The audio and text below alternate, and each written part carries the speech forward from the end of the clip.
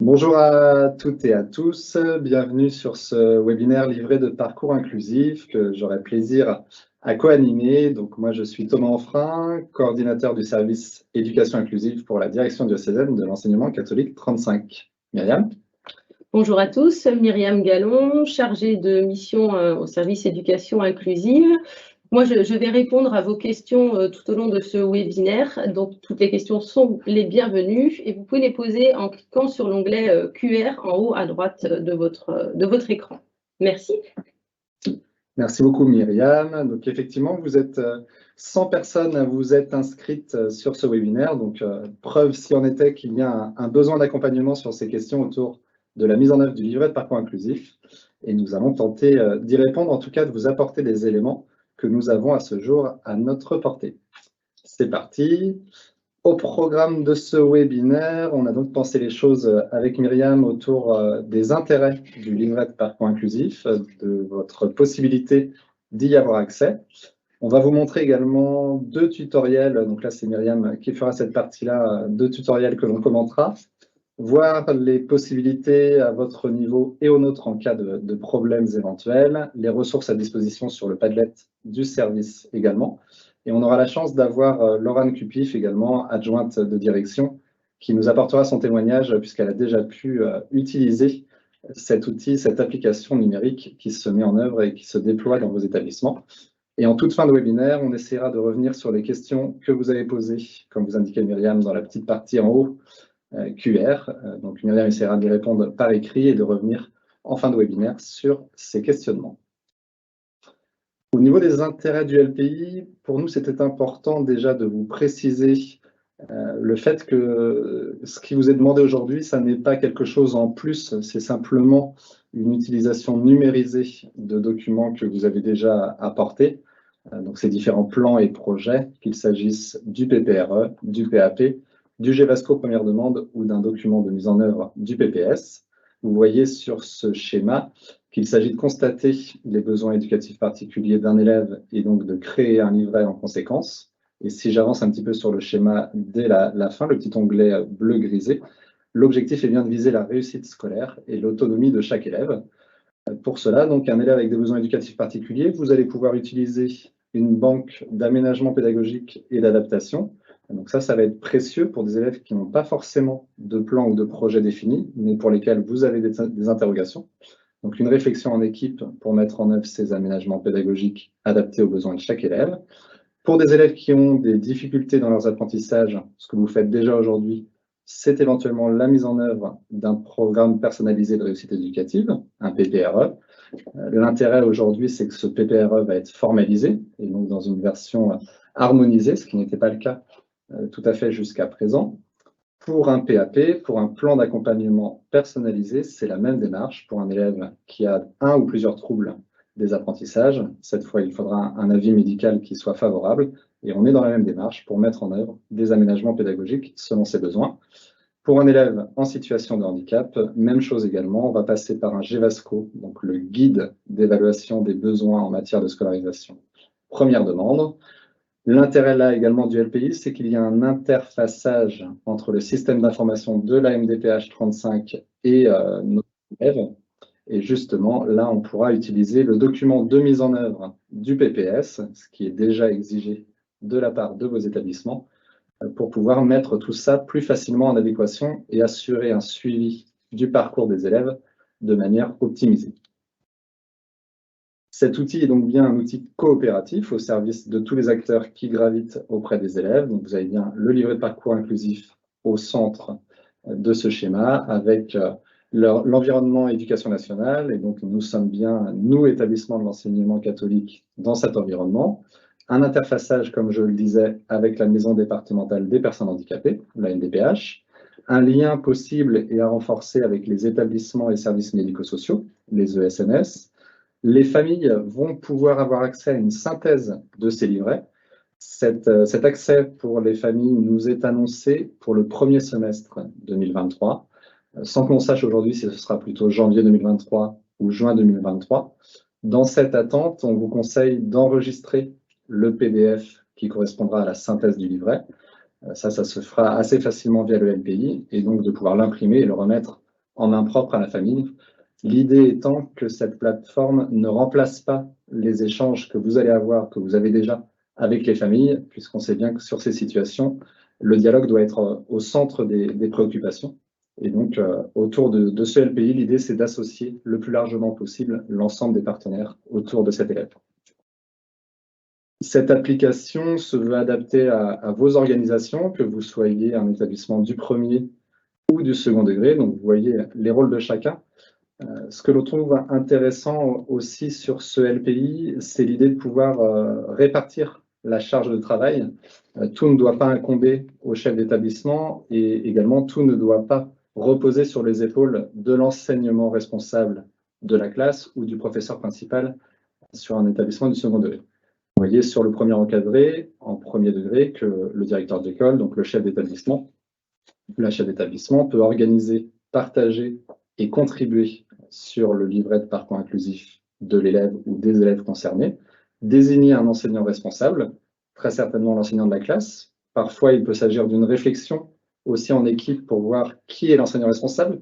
Je prends le cas d'un dispositif Ulysse. Est-ce que ce sera plutôt le coordonnateur ou la coordonnatrice de l'Ulysse ou l'enseignant de la classe de référence? Là aussi, ça peut être des réflexions intéressantes à mener en équipe. Lorsqu'il y a un enseignant responsable, cet enseignant responsable et le chef d'établissement peuvent désigner des enseignants contributeurs. Là aussi, dans le cas du premier degré, l'enseignant responsable peut être l'enseignant de la classe et un enseignant contributeur peut être le coordonnateur Ulysse ou inversement, ou un enseignant du réseau d'aide, par exemple. Sur le second degré, l'enseignant responsable, si c'est le professeur principal, peut travailler en lien avec des enseignants contributeurs qui, eux, pourront ajouter des aménagements qui peuvent, par exemple, être propres ou spécifiques à leur discipline. Cette application est évolutive. On vous partage là les informations que nous avons aujourd'hui. On sait que des versions ont déjà été améliorées ou revues. Aujourd'hui, pour nous, sur le 35, le lien, comme je vous le disais, est effectif avec la MDPH, ce qui va faciliter aussi le suivi, ce qui va nous éviter peut-être de la déperdition d'informations, ce que tout le monde regrettait. Et on sait aussi qu'un accès, je vous l'ai partagé, sera à venir avec les familles. Est promis également une possibilité d'implémenter les plans, les projets d'accueil individualisés, les PAI, et peut-être à terme également un portail d'accès pour les enseignants référents à la scolarisation des élèves handicapés, ce qui là aussi nous permettra de faire davantage de liens. Un petit mot rapide sur l'accès au LPI. Il est absolument fondamental que les enseignants se connectent une première fois pour s'identifier et rentrer leur mot de passe, ce qui permettra aux chefs d'établissement de les voir dans la base enseignant de leur équipe et donc de donner des droits, qu'il s'agisse d'un enseignant responsable et ou d'un enseignant contributeur. Pour cela, il faut passer par le portail Arena, cliquer sur l'onglet « Autres ». Le LPI est un petit peu caché, ce serait trop simple sinon. Donc dans cette rubrique « Autres », vous allez pouvoir cliquer sur l'onglet LPI, livret de parcours inclusif, et donc suivre les démarches pour vous identifier au LPI. Vous avez un certain nombre de ressources, je vais y revenir tout à l'heure, mais un certain nombre de guides qui sont présents sur Eduscol, qui sont très bien faits, qui sont assez exhaustifs, mais qui permettent vraiment de suivre à la mesure d'un pas à pas les démarches à effectuer, que l'on soit enseignant, chef d'établissement, selon son profil en tout cas. Je vais maintenant passer la parole à Myriam Gallon, justement, pour commenter ces deux tutoriels sur la création d'un livret et un second tutoriel sur le renseignement des aménagements pédagogiques. Merci Myriam. Alors, il s'agit de montrer dans cette vidéo comment créer un livret à partir de la page d'accueil du LPI. Alors, attendez, je remets au tout départ. Voilà, ça va être plus facile. Vous pouvez donc cliquer sur le bouton « Créer un nouveau livret » et rechercher un élève en renseignant son nom et son prénom. Ensuite, vous choisissez un établissement dans le menu déroulant qui contient les établissements dans lesquels vous êtes rattaché. Vous n'êtes pas tenu de compléter la date, de renseigner la date de naissance. Donc, vous cliquez sur « Rechercher ». Les résultats de la recherche se situent en dessous. Si l'élève a bien été retrouvé, il suffit de cliquer sur « Sélectionner ce livret ». Si vous ne retrouvez pas l'élève, c'est peut-être parce qu'il n'a pas d'INE, donc de numéro d'identification de l'élève, ou bien qu'il n'est pas encore identifié comme inscrit dans l'établissement. Il vous faudra donc recommencer l'opération de création ultérieurement. Donc, si vous avez sélectionné ce livret, cette fenêtre donc, contenant des informations implémentées depuis la base élève apparaît. Donc, 3 lames qui peuvent être dépliées en cliquant sur les flèches pour vérifier l'exactitude des informations.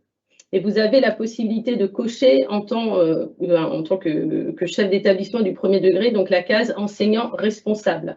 Voilà, et dans cet exemple, ensuite, il vous suffit de cliquer sur créer un livret et une fenêtre apparaît pour confirmer la création de ce livret. Voilà, donc ça, c'était la vidéo pour vous expliquer comment créer un livret. Maintenant, je vous propose une seconde vidéo.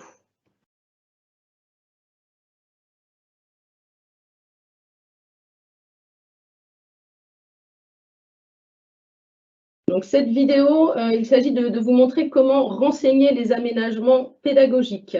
Donc, pour cela, il vous suffit de cliquer sur « Voir » ou « Modifier les aménagements pédagogiques » et vous arrivez sur une page qui comprend 3 onglets « Méthodes et outils pour apprendre »,« Formation de la personne et du citoyen » et « Discipline ». Pour chaque onglet, vous disposez de plusieurs lames que vous dépliez, puis cochez les aménagements que vous jugez pertinents. Voilà, vous pouvez également, dans la limite de 3 par lame, ajouter un aménagement qui ne sera pas présent dans les propositions. Et ensuite, il vous suffit d'enregistrer les modifications. Voilà. En revenant au livret, vous pouvez voir que les aménagements apparaissent dans la rubrique « Aménagements pédagogiques sélectionnés ». Voilà, vous pouvez bien évidemment revenir à ces aménagements pour en ajouter ou en supprimer. Voilà. Et de la même manière, vous enregistrez les modifications qui se retrouveront sur la page d'accueil du livret. Voilà. Si un livret est ouvert pour de simples aménagements pédagogiques, sans ouvrir de documents, donc sans ouvrir de PPRE, de PAP, donc il sera supprimé dans un délai de 6 mois, dans le respect de la RGPD, Réglementation pour la protection des données. Donc, soit les aménagements ont porté leurs fruits, soit les aménagements restent insuffisants et donc nécessitent l'ouverture d'un document. Voilà, vous venez de voir la démarche pour renseigner les aménagements pédagogiques.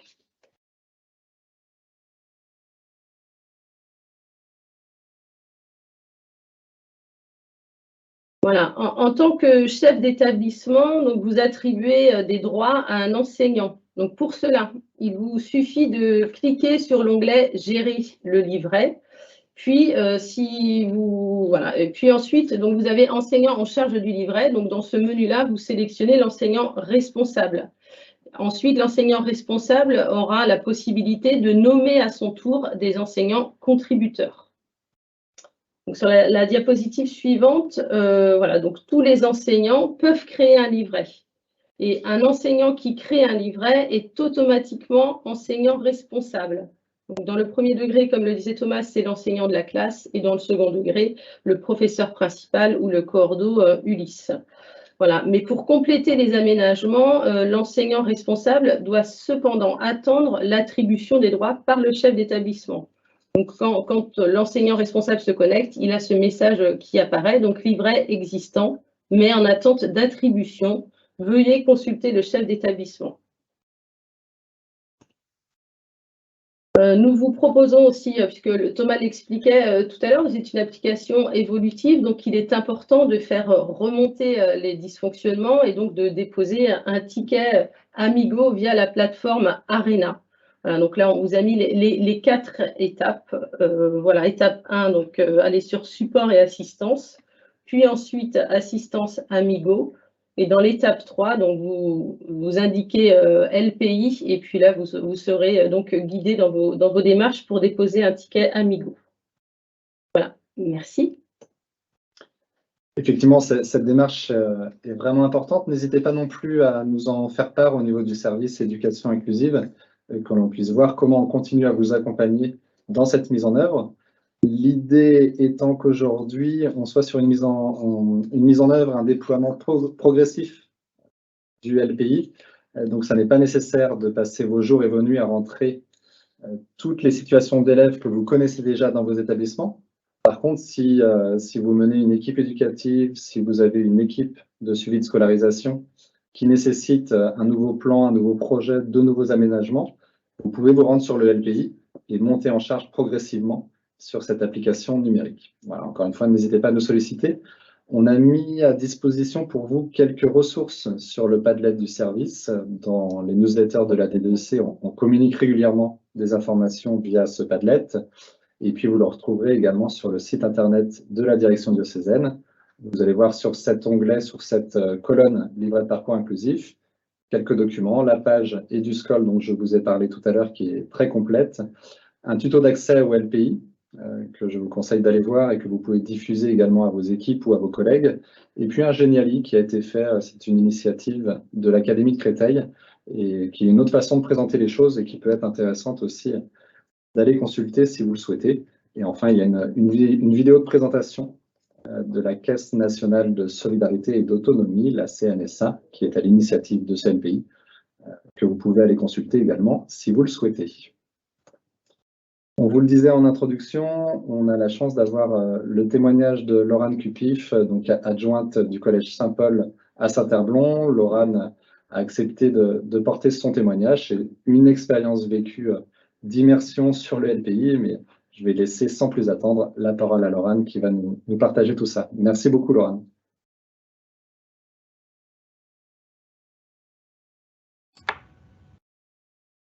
Voilà, Laurane.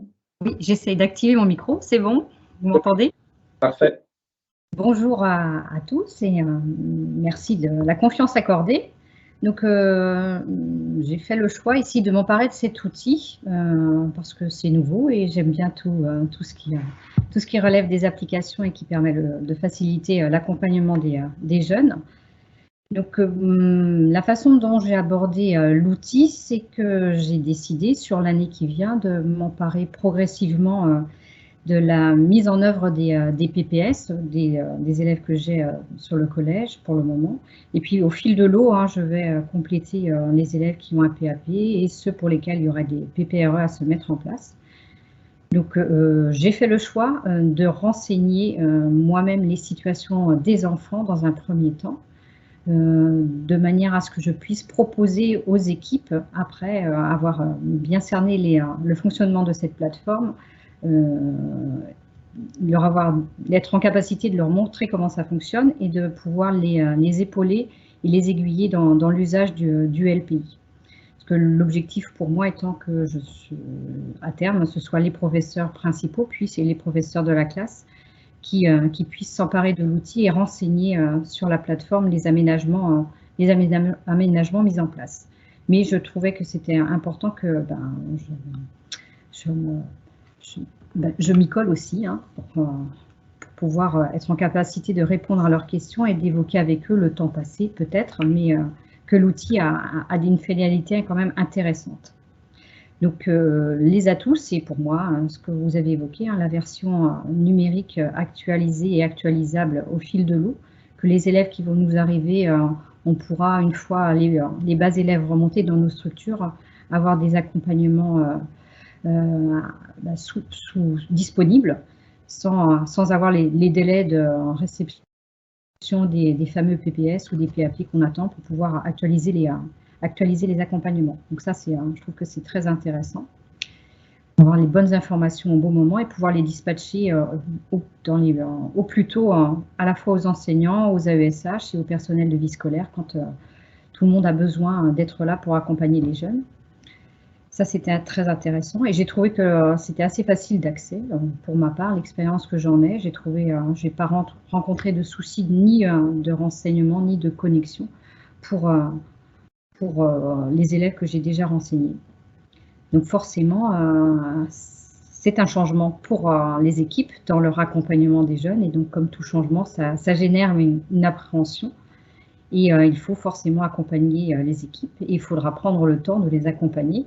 Donc c'est pour ça que dans un premier temps, je fais ma part du travail en recensant les situations et j'espère bien sur des journées pédagogiques fin d'année ou début d'année scolaire pouvoir proposer un temps de formation et voire proposer aux enseignants aussi de se mettre derrière un PC et d'apprivoiser l'outil pour pouvoir déjà prendre connaissance notamment des élèves qu'on a dans notre structure et des dossiers qui sont déjà recensés. Autre frein, hein, c'est une tâche de recensement qui, il ne faut pas se leurrer, c'est un peu chronophage. Il faut envisager environ 30 minutes par enfant pour compléter chaque livret. Mais à terme, ce sera un gain de temps et donc en le faisant sur toute cette année scolaire, je pense que l'année prochaine, on appréciera d'avoir des dossiers actualisés ou des dossiers qui nous remontent du primaire pour le collège avec des informations fraîches et justes. Donc ça, c'est intéressant. Voilà ce que j'ai pu expérimenter pour le Collège Saint-Paul pour le moment, parce que je n'ai renseigné que les mises en œuvre de PPS et deux ou trois PAP et PPRE. Donc, il m'en reste encore à venir. Mais je prends mon temps. Merci. Merci beaucoup, Laurane, pour ce témoignage. Donc, comme on le disait, c'est un témoignage, une expérience. La tienne, en l'occurrence, elle ne correspond pas forcément à tout ce que celles et ceux qui sont présents à ce webinaire ont vécu. Peut-être que certaines ou certains ont plus de difficultés que ce que Laurane, toi, tu as expérimenté là. Donc, encore une fois, n'hésitez pas à nous en faire part pour qu'on voit au mieux comment vous accompagner sur ce sujet. Laurane, tu as dit des choses vraiment intéressantes sur la notion le fait d'apprivoiser ce nouvel outil, la démarche à accompagner selon qui vous êtes, où vous êtes, si vous êtes chef d'établissement, adjoint de direction, personnel de la vie scolaire, personnel enseignant, etc. À l'ESH également. Donc voilà, je crois que le maître mot, c'est bien d'accompagner ce nouvel outil dans les atouts qu'il présente, avec les freins qu'il comporte. On sait qu'il y a du temps à passer, une nouvelle fois, mais sur des tâches que vous effectuez déjà aujourd'hui et dans l'idée d'un gain de temps à terme. Ça va se mettre en place. Il faut, je crois, accepter aussi d'expérimenter cette nouvelle formule pour qu'à terme, on soit plus efficient et plus opérationnel sur l'accompagnement des élèves qui ont bien besoin de vous. Merci beaucoup, en tout cas, Laurane. On va maintenant revenir sur les questions qui ont pu se poser. J'en ai vu passer quelques-unes, mais de manière assez rapide. N'hésitez pas à continuer à les poser, mais voilà, Myriam, peut-être que tu as quelques éléments par rapport à ces questions ou quelques compléments d'information. Peut-être un complément d'information par rapport au fait, donc il y a des retours comme quoi lorsque vous faites remonter au niveau du portail Arena les dysfonctionnements, il n'y a pas forcément de retour. Donc effectivement, je ne suis pas certaine qu'il y ait un retour personnalisé. Voilà, mais ce que l'on peut vous proposer également, c'est de nous mettre, nous, au niveau du service, de nous informer, de nous mettre en copie des dysfonctionnements que vous pouvez remonter pour aussi travailler en lien avec les personnes auprès de l'inspection académique sur ce sujet et faire évoluer l'application en fonction des problèmes que vous pouvez rencontrer. Voilà, c'était des remontées que vous avez pu faire tout au long de cette rencontre. Voilà, je crois que, comme je vous disais, on avance en temps réel avec vous. Nous n'avons pas beaucoup plus d'informations que celles que vous avez dans vos établissements. Donc, je vous propose effectivement qu'on avance ensemble sur ces questions et que l'on prépare sereinement la suite autour de ce nouvel outil. Donc, encore une fois, n'hésitez pas à nous solliciter. Vous retrouvez ici nos adresses mail respectives qui sont faites chaque fois de la même manière pour la direction diocésaine avec prénom.nom@enseignement-catholique.vzh. Le Padlet du service qui doit être, je l'espère, une ressource pour vous. Et puis le site internet de la direction diocésaine où vous avez notamment un Geniali avec différentes propositions d'animation et peut-être que l'on sera amené à agrémenter ces propositions d'autres propositions sur le LPI si le besoin s'en faisait ressentir. Merci beaucoup à chacune et chacun. On va vous libérer un petit peu plus tôt que ce qui a été prévu. Merci évidemment à Myriam, à Erwan pour le support technique et puis bien sûr à Laurane pour son témoignage. Il reste peut-être des questions, on me glisse dans l'oreillette. Je ne sais pas si Myriam, tu as accès sur les questions-réponses. Donc les questions que je suis en train de recevoir, c'est donc au niveau des différents partenaires, quels partenaires auront accès pour à plus long terme, comme on le disait, donc les familles vont pouvoir avoir accès au niveau du les établissements aussi médico-sociaux, il y aura un accès qui sera mis en place. Aujourd'hui, effectivement, les enseignants en post-ERA n'ont pas d'accès. Donc ça, c'est aussi quelque chose, un constat qu'il faut faire remonter auprès de l'inspection, enfin, des personnes qui gèrent cette application. Je prends d'autres questions qui arrivent. Est-ce qu'un personnel non académique peut avoir un accès au LPI et à ARENA? Alors là, je pense qu'il faut forcément un accès, enfin, être personne au niveau un personnel de l'académie pour avoir accès au portail ARENA. Pour certains élèves, on ne peut pas créer de livret, on obtient un message d'erreur. Ça, vous avez été aussi assez nombreux à nous faire remonter cette erreur, et notamment l'erreur 909, donc qui ne semble pas pour l'instant être corrigée. Donc c'est vraiment lié à des situations particulières, puisqu'on a pu le voir aussi à travers le témoignage de Madame Cupif, et puis à travers d'autres témoignages de chefs d'établissement. Donc la création est possible et cela fonctionne. Et dans certaines situations, on a cette erreur qui apparaît, mais voilà, donc cette information a été remontée. La recherche de l'élève n'a pas pu aboutir, veuillez réessayer plus tard. Donc, comme on l'a expliqué, en fait, le LPI est en interconnexion et est avec notamment la base élève. C'est la base élève qui alimente le LPI. Donc, il y a pour actualiser aussi donc cette base, il vous faut eh bien repartir de cette base élève qui ensuite, voilà, le temps en fait d'actualisation peut être de 48 heures, mais voilà, ça sera déversé ensuite sur l'application LPI. Alors, un mail avec le lien d'initialisation du mot de passe doit nous être envoyé lors de la première connexion. Que fait-on lorsque nous ne le recevons pas? Eh bien là, moi, je vous propose eh bien, de faire remonter en déposant un ticket Amigo. Voilà, ce dysfonctionnement, vous avez d'ailleurs dans la première case, c'est première connexion, dysfonctionnement au niveau de la première connexion. Voilà. Cette démarche est exclusivement réservée aux chefs d'établissement. Alors, cette démarche, de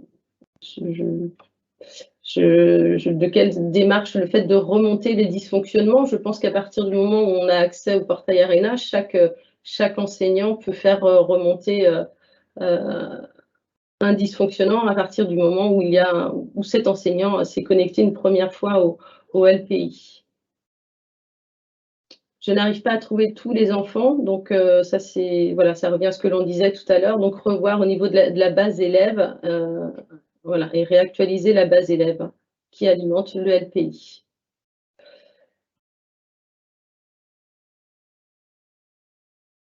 Ensuite,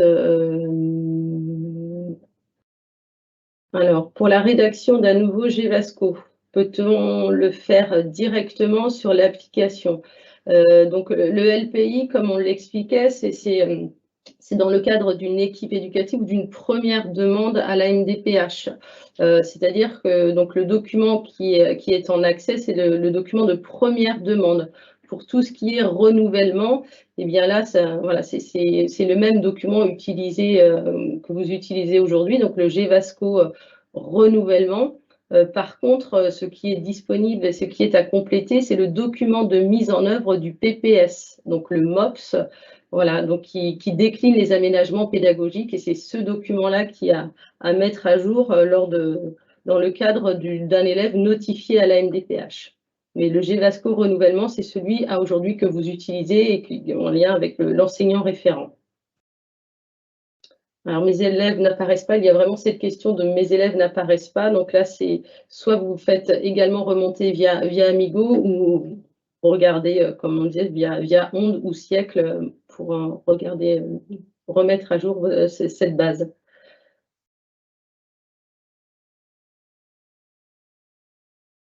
On doit se connecter avec notre clé OTP. Effectivement, on a plusieurs questions par rapport à la clé OTP. Ceux qui n'ont pas de clé OTP peuvent-ils se connecter? Personnellement, je n'ai pas de clé OTP et j'arrive à me connecter en passant par le portail ARENA. Donc normalement, un enseignant avec une adresse académique peut se connecter au portail Arena et donc accéder au LPI. C'est donc plus compliqué pour un personnel qui serait un personnel OGEC et qui n'a pas d'adresse académique. Donc là, il peut y avoir une difficulté. Il faudrait qu'on puisse voir avec les personnes concernées comment contourner ou comment faire remonter ce problème. Je vois M. Pellerin notamment, donc on pourra s'en parler, Guillaume, si besoin, sur ces soucis personnalisés. On a vu d'autres questions passer sur la transmission du diaporama, par exemple. On est sur un format webinaire qui est enregistré et donc vous aurez accès au lien de rediffusion. Et donc les collègues qui ne sont pas présents aujourd'hui, on savait qu'on ne pouvait pas rejoindre tout le monde sur un seul et même créneau. On va diffuser ce lien très certainement dans la newsletter de demain. Et donc vous aurez le loisir de le regarder un peu plus tard si vous souhaitez le revisionner ou le diffuser à des collègues qui ne sont pas avec nous cet après-midi. Une petite précision, effectivement, lorsque vous faites remonter un dysfonctionnement, en déposant un ticket Amigo, eh bien, le retour, donc c'est un collègue qui le précise, le retour s'effectue sur votre boîte mail professionnelle, la boîte mail académique AC-RN. Donc pour les personnes qui effectivement ne voient pas de retour, consultez cette boîte mail. Peut-être que la réponse est sur cette boîte. Une remarque aussi, donc là, Erwan nous souffle, effectivement, ça peut être dans les courriers indésirables, donc pensez à aller voir vos spams éventuellement. Une remarque que l'on voit passer aussi, comme quoi le portail Arena serait réservé aux chefs d'établissement, ce n'est pas le cas. Chaque enseignant doit avoir accès au portail Arena et donc pouvoir se connecter pour avoir accès au LPI, mais aussi à d'autres fonctionnalités. Donc, si vous êtes enseignant et que vous ne savez pas encore accéder à votre portail Arena, c'est important de vous tourner soit vers des collègues qui savent comment faire, soit vers votre chef d'établissement qui pourra certainement vous conseiller pour avoir accès à ces différents services et à ces différentes fonctionnalités. Je crois qu'on a fait le tour sur ces premières questions. Merci beaucoup de nous adresser ces questions. Merci pour vos merci. Et puis, écoutez, on vous propose évidemment de rester en lien. On vous souhaite une très belle période d'ici les congés de Noël. Et puis, bien sûr, merci pour votre engagement, votre investissement et le temps que vous consacrez à tous les élèves, y compris, bien sûr, ceux qui ont des besoins spécifiques. Merci beaucoup. Merci à vous.